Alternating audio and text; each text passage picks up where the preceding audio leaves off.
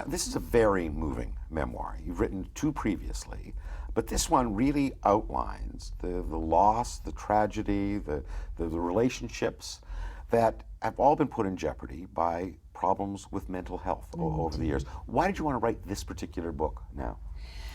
I didn't want to write it, Alan, because I had had a lot of therapy when I got finally the treatment that I needed in 2000, and was hospitalized and went through 3 to 5 years of cognitive behavioral therapy, changing the way I thought. What part of the therapy was to let go of the past, to let go of all the horrors and the wincing humiliations and the mistakes, and to take from the past the wonderful memories and save them and cherish them and let them fuel your future, but not to dwell in the guilt and the shame and to leave it behind. And then I had to go right back into it.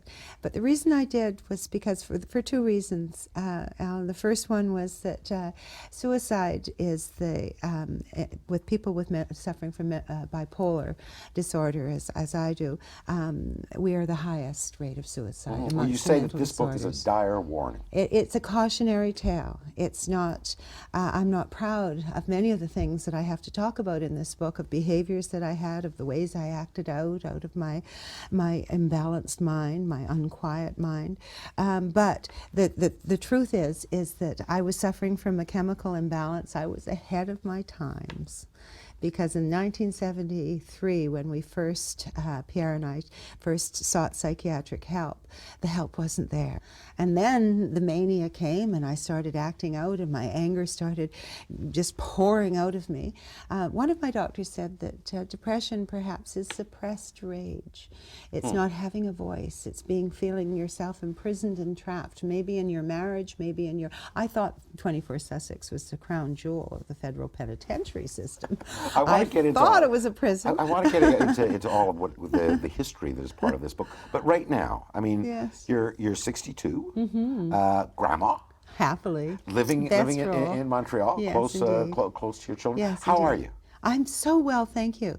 It was a long haul to get me to where I suddenly started feeling that once again I could open up my door and step outside and start contributing again. You're still on medication? Oh yes, yes, but I'm now in the lovely position because I've been through years of this now, of this balancing act. For example, I don't need to take antidepressants, yay, because I'm not depressed, and I haven't been depressed. And touch wood, I'll keep it that way. Although I can't guarantee it. There's no cure for what I suffer from, but there is. You can manage it, and you can monitor it, and you can control it. So I'm in the lucky position now that I'm so good at monitoring my moods, and I'm no longer addicted to the mania. And that's a whole other question about dealing with treatment, is you get quite addicted to the highs. I bet. And you don't want to give them up because in my case, 80% of my time untreated was depressed in a very sad gray world. The 10% of mania just was like a light, 1,000-watt bulb going off in my life, and it was just wonderful, all the light, all the power, all the excitement. Your brain can dysfunction just as any other organ can, in terms of its chemical balance, in terms of the influence of hormones and all of that. But now, with the research and understanding of the brain, we have knowledge. We know what's going on. I want to talk a little bit about that misbehavior, because you grew up in the 60s.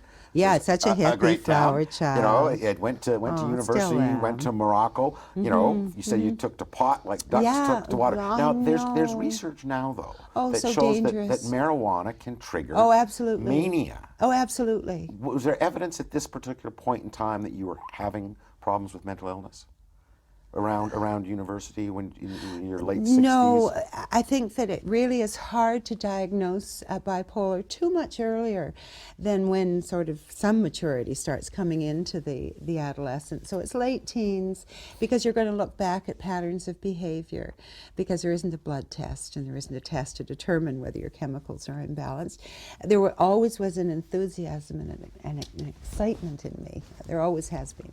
And one of the problems that I had, and I talk about in the book, in the years of treatment that that I was on before I got the proper treatment, was that it was like a chemical lobotomy. The drugs were so strong that they made me normal. If normal is what you want someone who's plump and sitting on the sofa and can hardly get up to go and wash her face, let alone have a full functioning great life, because they put such a mask on my creativity, on my spark. And I kept saying that, and I was told that was wrong thinking, that I should accept my medication, I should accept this, that this was normal. And well, if this is normal, I don't want it. I want to go back again just a little bit before we get on the medication to 1971, when you marry Pierre Elliott Trudeau. And you say that being the Prime Minister's wife, living at 24 Sussex, was suffocating. I love Pierre, and we made a mistake in that we had a secret courtship for a year and a half before we married, out of the public eye. I only a few times went into the public eye. I didn't like it one bit. So we kept me out of it, and he had this idea that he would be able to protect me from that world. That was naive of him, and I was ill prepared for it, of the invasion. But more than anything, it was the isolation. I'd grown up in a very big family out on the West Coast, lots of friends, lots of people dropping in and out, lots of support, lots of pats on the back when you did something right, lots of teasing and cajoling when you didn't, but it was real. And I got to 24 Sussex with the guards in front of the door and everything closed in, and I didn't have a base of support, and family support's very important. And while it's clear you have a love for Pierre Trudeau, he doesn't help the problem much. He's very controlling. He says, no charity work for you, Margaret, no going to university. No. Why? Well, because he thought that I wanted to go to university just so I could be with younger men. He probably was right. I wanted to be with my own kind. I wanted to be still part of the huge, beautiful revolution that we were all taking part in, of changing from war to peace, finding a new way of being, a new way of thinking, being authentic, growing our own vegetables, being real, whatever. And I found it very stifling. But more than that, what happened to me was, after the birth of my second child, I had my first real depression, and it was bewildering.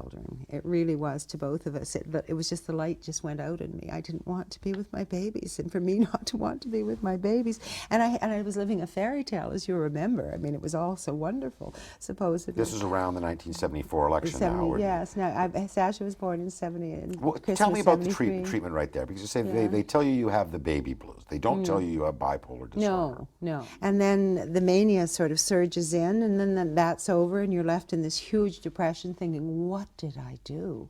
What was I thinking? Well, I wasn't thinking. I was acting out of this jumbled brain that was just racing. Well, one of the things you write is that the mania part is an aphrodisiac. Yes, it became very addictive. Both for you and for others. And you write quite freely about a number of relationships. Oh yes, based on that extraordinary sexuality. It's really like the dopamine that it causes the trouble with mania is the magic chemical in our brain that gives us our creativity, that gives us our imagination, our sense of wonder, our delight, our joy. It's our powerful chemical that spurts us into great works of art, great works of literature, great works of music, creativity, all of this.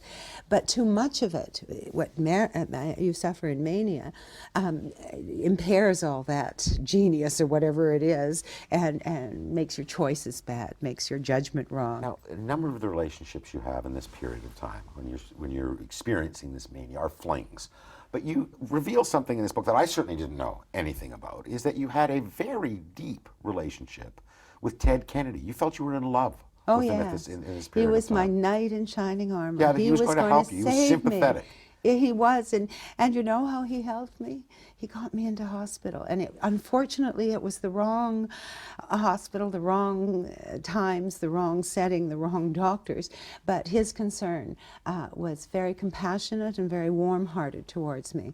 He also was very, as far as I was concerned, very, very charismatic, attractive, and everything that my poor darling husband wasn't, which was not true, but I was living in a manic world, in a manic mind, where I wasn't wasn't thinking. Right. What was he thinking? I don't know. He was in a lot of turmoil at that time in his life as well. But what were we thinking?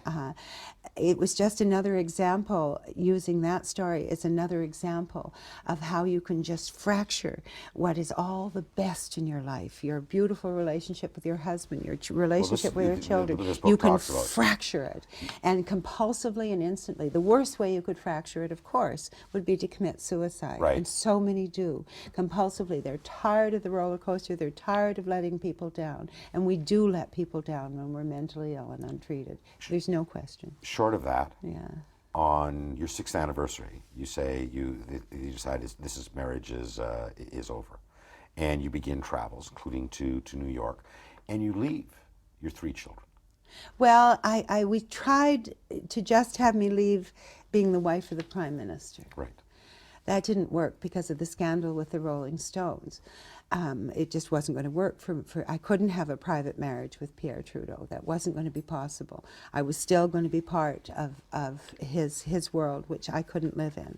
And I was only a danger to. I remember I was equated to the Mrs. Mitchell, the wife of the Attorney General then. She was Mad Martha. She used to call talk shows and tell them what she really thought. And then she was put away in a mental institution. So there was a lot of, this playing with my brain, but Pierre was sort of Teflon coated in terms of his adversarial role with the press. There was very few places that they could really get to him and break him, and I was one of them. It's around this period of time, you're in New York and you're having a dinner, and a doctor suggests that maybe your problems are related to bipolar Well, disorder. I already knew that. I had been diagnosed by Stuart Smith, the leader of the Ontario really followed. Liberal. Yes, it did. It did. He wrote a letter and then talked to you, and then then I nothing went. happened. I think that I got a better understanding. There still wasn't a complete understanding. I probably went on some of the medication and rejected it because it turned me into a fat cow. Well, I want to ask you about that. I didn't want to be a fat cow, quite frankly. This doctor suggests lithium, and that So we got onto lithium. I got onto lithium. It doesn't help either. It makes matters worse.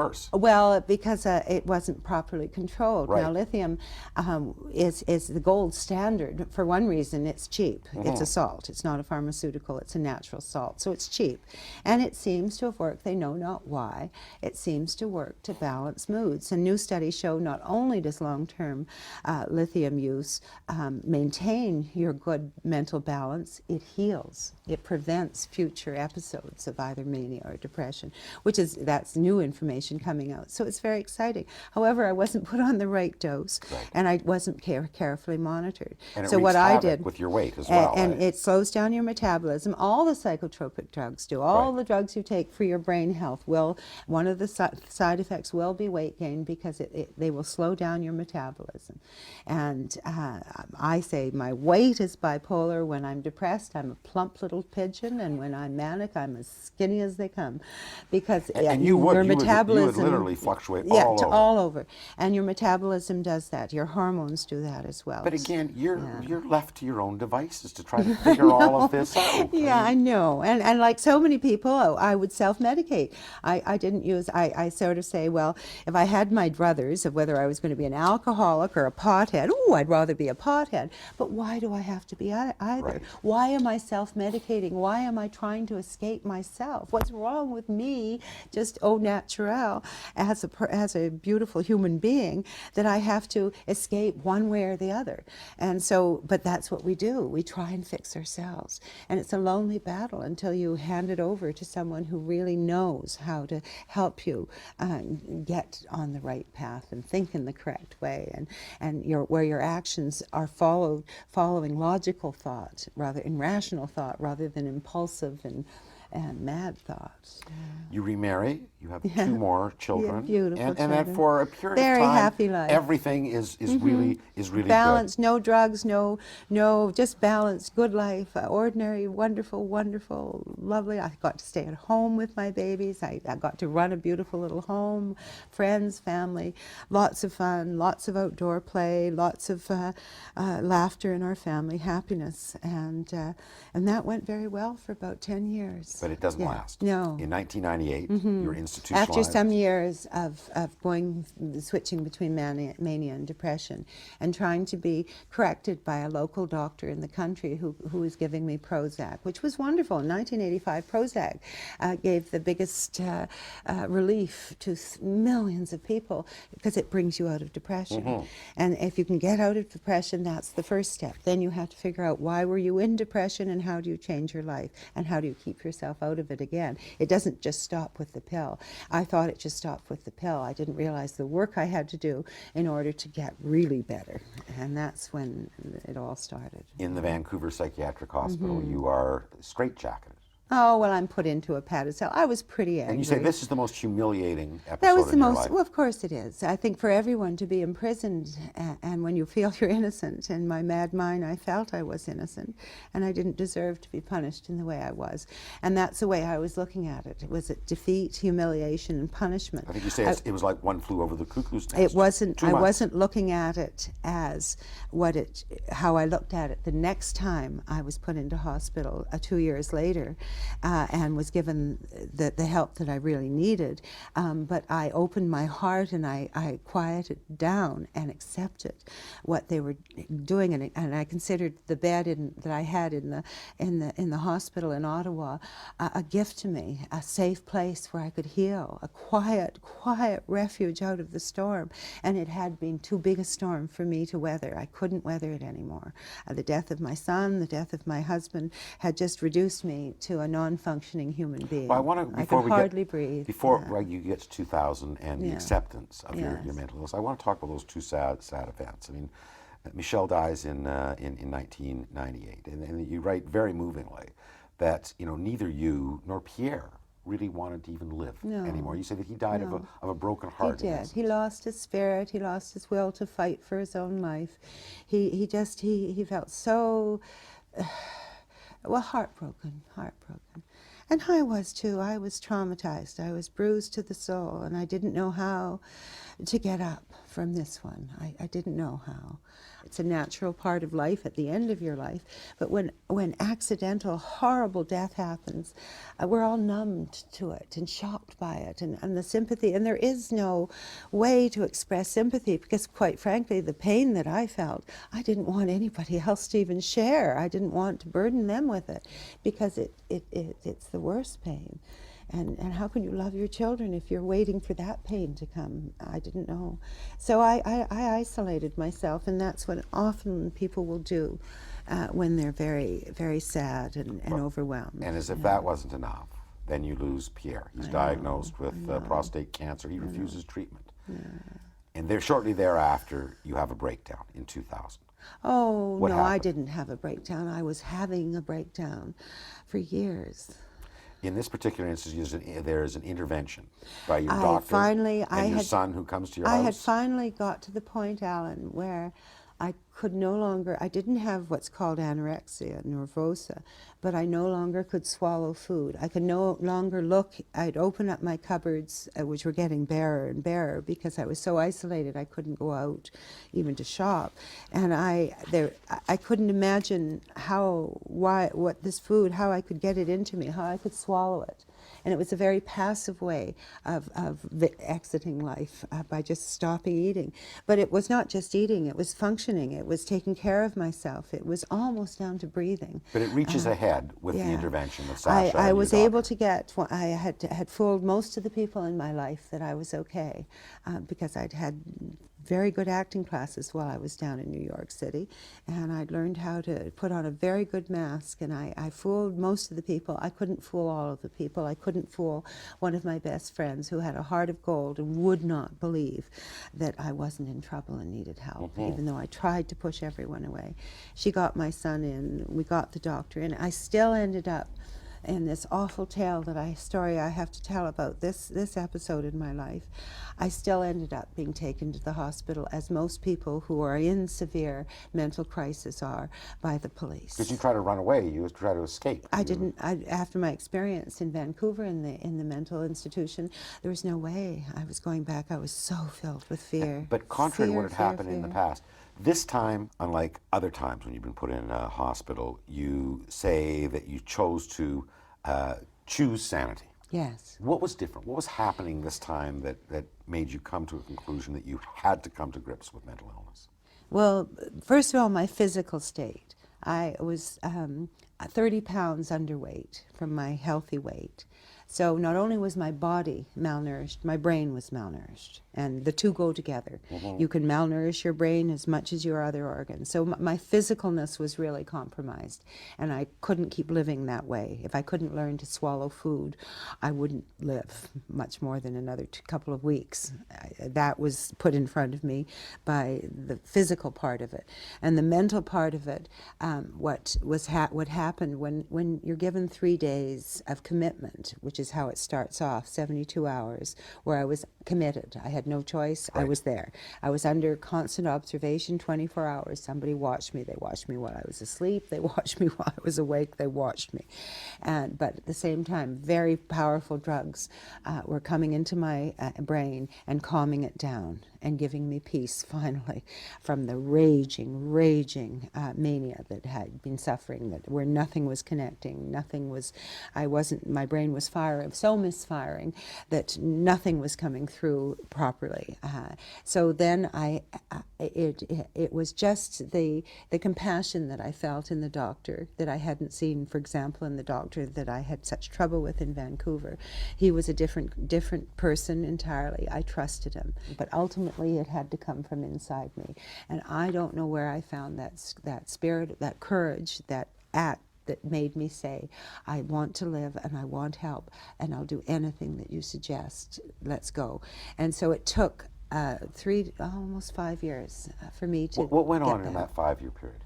Well, it started, of course, being hospitalized for quite a long time to get me down out of the mania. Once you get up in the mania, that's another reason not to love the mania, to fear it and to stop it as soon as you can. Get it down, because when it accelerates and it will end up in severe madness. There'll be no stopping, and you can't control it. And so when you lose control of your mind, that is insanity. When you have no ability to control your thoughts or your what's going through your head, so it takes a long time to get out of it. And as night follows day, depression will follow the mania. So I had to stay in the hospital once we got out of the mania, because my doctor told me, he warned me, he made me understand that now I was going to have the biggest crash I'd ever had.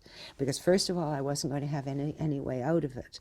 I was going to have to face it all. I wasn't going to be able to go and smoke a big bag of marijuana or drink a glass of scotch at night thinking it was for its medicinal value. I wasn't going to be able to shy away from, escape from, hide from my pain. I was going to have to face it head on. But I was going to do it with kindness and support around me. And the psychiatric nurses in the hospital were the best. And then it was the process of inpatient, when I got out of the hospital, of slowly getting back into life. But I still didn't leave my house for about 3 years. I just worked on getting better. I had to start exercising. I went out of my house to do the things I had to do, but I wasn't any more a contributing member of society. I was not a good citizen. I did keep on with my water can work, because that was something that giving out and being a volunteer and helping where the suffering is even greater than mine. No, but Greater than but mine. that only reclusiveness ended because Yes. 3-4 years ago, Yeah. Canadian Mental Health Association recruits you as their spokesman, and now No, you're... that isn't how it happened. That isn't what happened. What happened was that I first of all got a job, and it was in relocation, and 5 women in a company that employers and government would hire us to settle in new employees into Ottawa. We had to get their driver's license, sometimes their SIN card, children ballet lessons, house to stay in. Very responsible, functioning kind of job.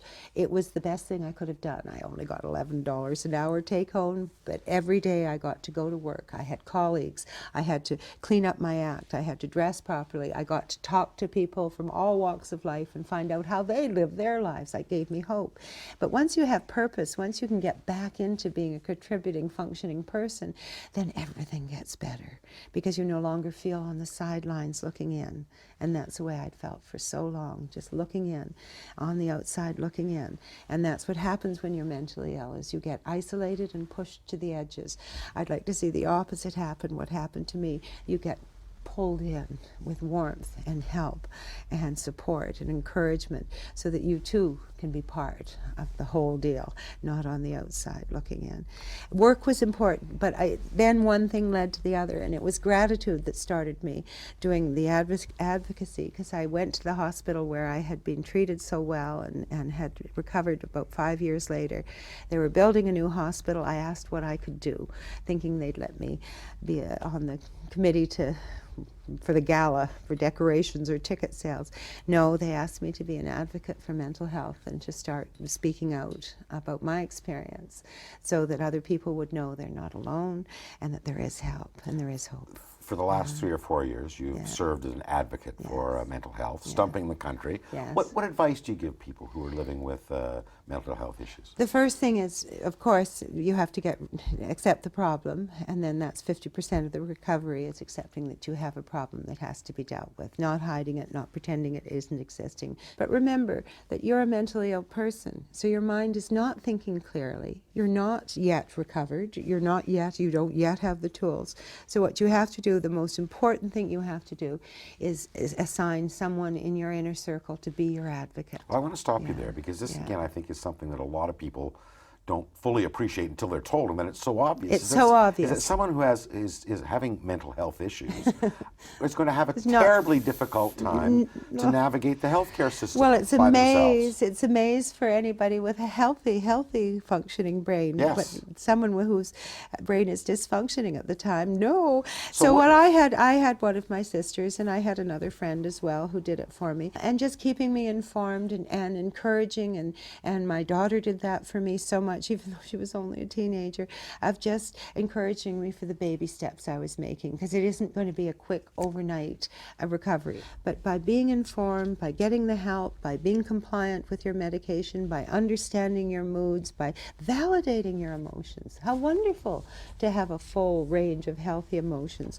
Within our emotions, we've got a chance to really celebrate the wonders of life, as well as to learn compassion, to try and alleviate the suffering that you see around, and we do see suffering everywhere. Margaret Trudeau, I want to thank you very much for joining me. It's been an inspirational story that you have, and an important one that you've told. Thank you, Alan. I'm just honored to be here. I'm a great fan of yours, and I think the more we talk about this subject of our brain health, the more people will understand and have a better grasp of how to deal with it in their lives.